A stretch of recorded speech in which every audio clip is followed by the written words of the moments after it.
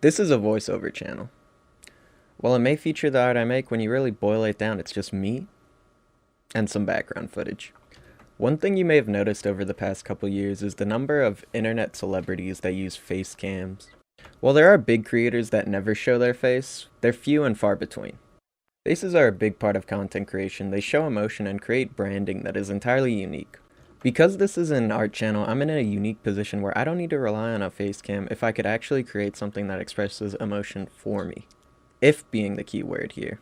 While I can draw a half-decent face, my ability is not at a level where it can be a substitute for an actual face. But what if it could be? And what if I could get there in 1 week? The first step to all great endeavors is to plan. Specifically, how do I achieve the desired result? So I came up with a list of things I needed to improve. Starting off with day one, the placements. Placements are incredibly important when drawing the face. Coming into it, I had a few principles I already knew. Eyes should be roughly halfway down the face, bottom of the nose should be halfway between the eyes and chin, and the mouth halfway between that. However, through some experimentation, I found some interesting effects when I go further in depth. Firstly, when I place the eyes directly above the line, it creates more of a long-looking face. As opposed to that, when I draw the eyes slightly below the line, it creates a kind of younger-looking face. I wouldn't say either of these are wrong for drawing faces. They achieve different results. Another thing I noticed was the strange effect of placing the mouth directly on the halfway point. After some playing around, as well as, paying a bit more attention to the guides I was looking at, something stuck out to me.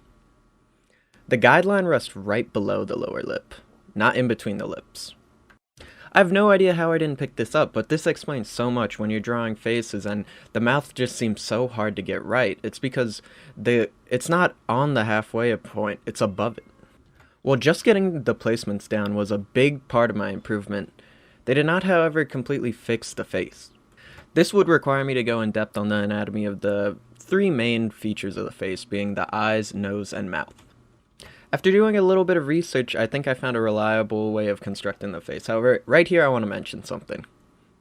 For this challenge, I'm using a combination of pencil as well as digital pencil, and you may see me repeating lines here that actually don't make sense.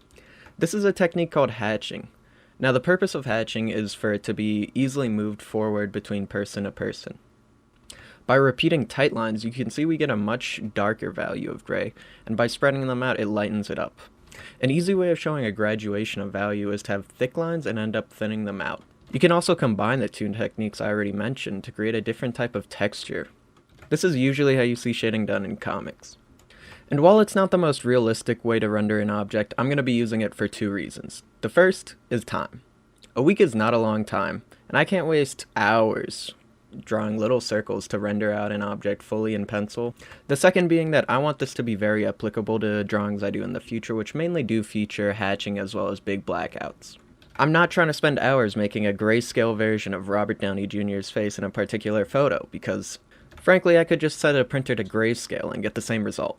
With that out of the way, I'm going to get into the anatomy. Some of you may have seen the posts I made in the past week, so I'm going to keep it very short and sweet.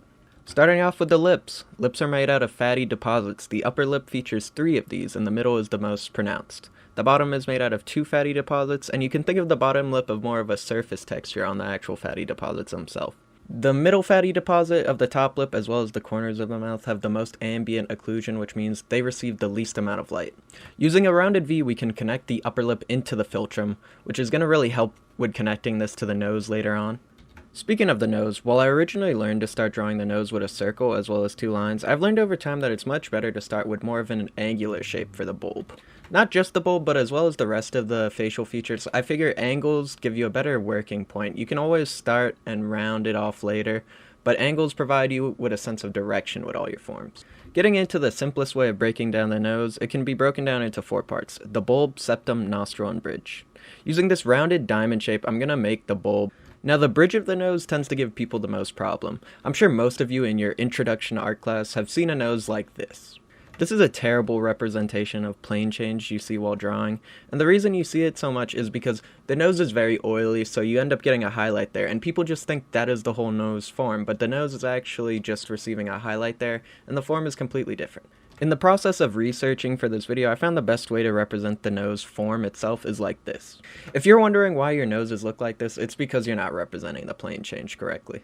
Quickly talking about the nostrils, you'll notice you can actually see the inside of them looking on from a straight view.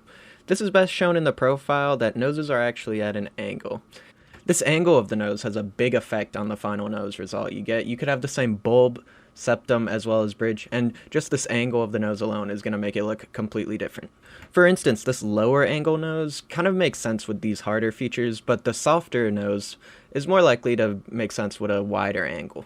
Now comes the most important part, the eyes. Now, as mentioned with the nose, it's better to start with an angular form as opposed to an oval and round it out later. A simple diamond shape like this creates a great base for you to lay down the rest of the eye. Like the nose, I'm going to break this down into 4 parts, being the eye socket, the eyelid, the pupil, as well as the tear duct. When I say pupil, I really mean the eyeball as a whole, featuring the iris as well as the pupil itself. Keep in mind you won't see the entirety of the iris unless your character is really shocked. You can actually keep the eyeballs in the same place and express very different emotions. The main reason you turn the eyeball is when a character is looking in a certain direction. It's very common for artists to struggle with drawing both eyes identically.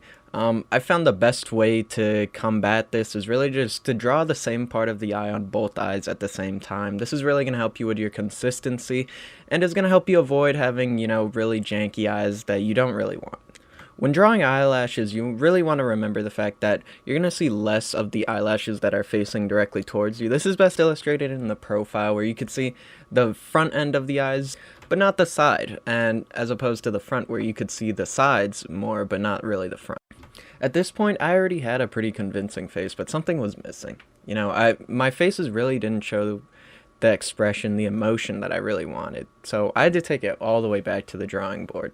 We first and foremost are emotional creatures and social creatures, which means that over time, humans had developed the ability to read other humans' expressions. I knew I could manipulate the emotions based off raising and lowering the eyes, but there was just something missing. And I think I found it, guys. What really matters is reinforcing your emotion with the entirety of the face, not just the eyes, not just the mouth or the nose, but really combining it all together to form a solid emotion to read. And after that, we have a pretty convincing face, guys. Now it's just about simplifying what I need and what I don't need out of the drawing. So, for the final test, I'm going to be turning this cylinder into a drawing of a face. I put a lot of time and effort into this video, so if this is something you guys like and want to see more of, show your support by liking the video, commenting, and subscribing. Sorry the video was a little late, guys. I had a little bit of hardware trouble, but the next video should be out next Monday, 5 p.m. Eastern, so I'll see you there.